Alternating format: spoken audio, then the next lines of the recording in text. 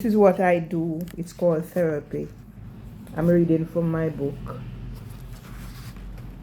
My hidden disabilities and progressive conditions. Driven.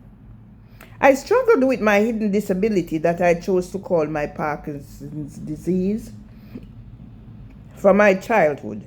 In a nutshell, I was all nerves whenever I had to leave my comfort zones of the background to perform normal day-to-day activities in the limelight and under any form of pressures that others take for granted. Therefore, in a normal day at school, I will perform to the best of my abilities and beat my classmates, hands down or tied behind my back in any subjects except mathematics. I have never passed a mathematics examination in my life. However, I managed to get on with life, doing the basics and surviving. When I sit in a mathematics examination, I had recalled I was taught the questions peeping out of on the sheets, but for the life of me could not make heads nor tails of where to begin. My son's dad, who was my first love and one of my mentors, yes, he taught me about the birds and the bees because my mom did not know how to address the matter. Said I had blocked my mind. When I sat in a maths exam, my mind would go blank and I could not recall anything I was taught. I realized too that I had some phobias like not being able to cover my head under the sheets when I go to bed. I never learned to swim either, even though I come from a water era. There was a dry pond at the bottom of our land. Here everyone else learned to swim. And not to mention the middle wire pond, where all manner of things used to happen. I was basically a tomboy until I reached puberty, and Mom put the fear of God in me about my behaviors from thence. Back then at primary school, I was tops in everything, as I was always competitive and wanted to achieve as much as I could, being an only girl. Now I know what I had not known then, or else I would have rebelled to be in Hewlin House and not McCoy, saying that I enjoyed the challenges of being in McCoy House, as I never got mollycoddled like some of my peers. I remember the final year at Townhead Primary School when Miss Loy Welch come to mentor the Hewlin House team. She was expecting her baby, but I am sure I never knew anything about that except she had the biggest belly I had ever seen on anyone. That baby, of course, is none other than Kim Welch. So back to the story of the young boy who taught me about the birds and the bees. He stayed at his home and looked out for when I was coming across their land using the shortcut crossing properties, Phantom Park, Leicester Land into Mass Leon Street, before going to Tomlinson Lawn to Babylin, aka Misty. Once I set eyes on this young man making his way towards me, I'd say, "Foot, where you there?" and take off home. Mom had told me in no uncertain terms that I should not let any man touch me.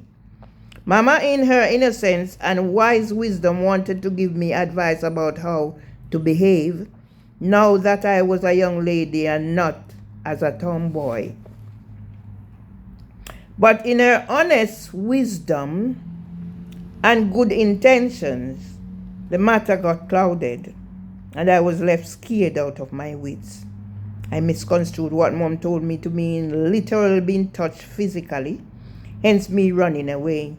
Eventually, the young man did corner me, where I could not run away and explain what Mom really meant about being touched.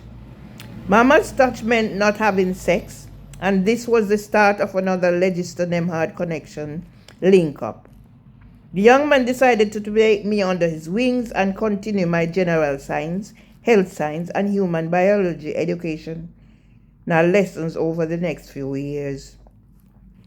Our relationships started off being innocent and platonic and later turned into what I call my first love over time. We just shared our time studying, as the young man was passionate about his education and took me along on his journey, mentoring me.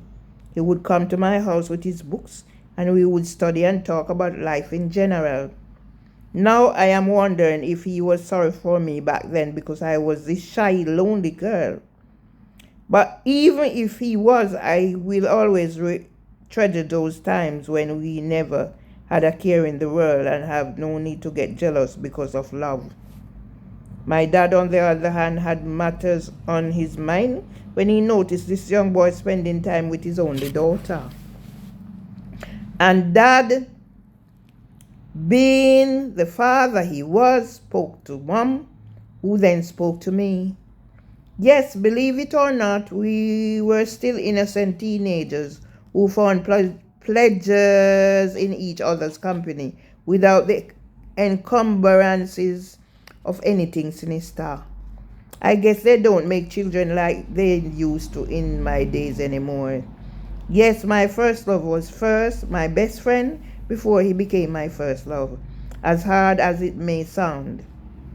Although I had a loving family and a support network to rely on most of my life, I'm guessing now that I was shaped by my childhood experiences, which I internalized.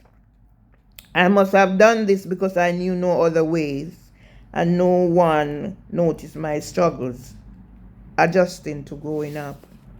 At the ripe old age of 56 years old, after encountering some more traumatic experiences along life's journey, I'm making more discoveries about the unique person who I am to date.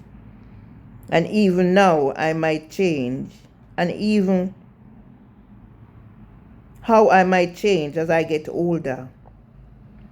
However, I am sure of one thing about me that will always remain after battling with some of the demons that blighted my prospects and made me an unwilling victim for the best part of 30 years of life.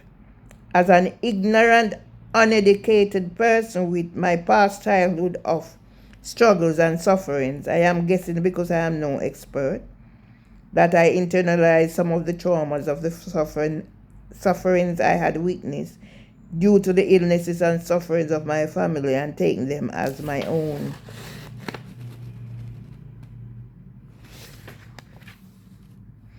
When you add into the pot that we are different in so many ways, an only girl, mager like a beanpole, ugly with the broadest nose, teased mercilessly, shy and always trying to keep myself to myself from prying eyes, and a tomboy getting up to mischief like my brothers, then inevitably the bullying is going to be part of my life and something more for me to deal with in my already crowded existence.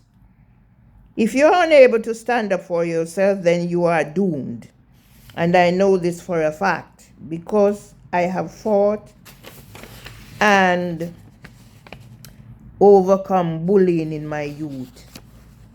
I fought against all kinds of discriminations, win some and lose some, and just got on with my life over the things I could not necessarily foresee and change. Google.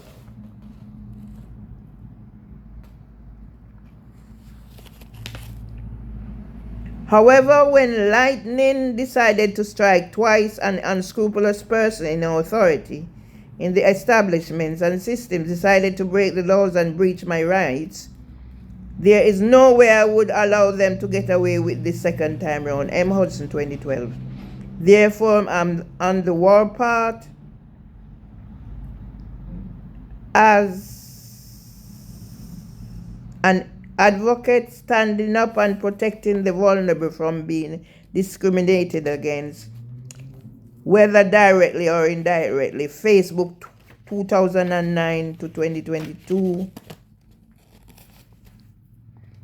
My Facebook account was disabled in 2024 after the death of my husband.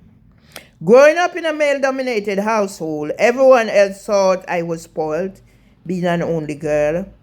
Yet I felt alienated and excluded despite being surrounded by the love of my family and friends and having a loving family to protect me.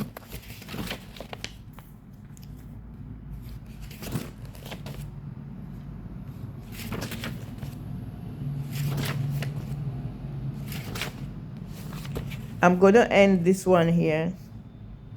The thing I had always missed most in life was having a sister, older or younger, to share those special moments with. When I talk to people who remember me from my younger days, there are always the same themes being reported. I was a shy girl who kept to myself and walked in the corner of the street to avoid talking to people. However, I can recall carefree days when I could fit in at school but not at church, because church was where the well-to-do went and I did not have the social status or the material things to fit in. I was mercilessly teased at church because my old-fashioned mama put my hair in a hairnet instead of plaiting it. I'm going to end this one here.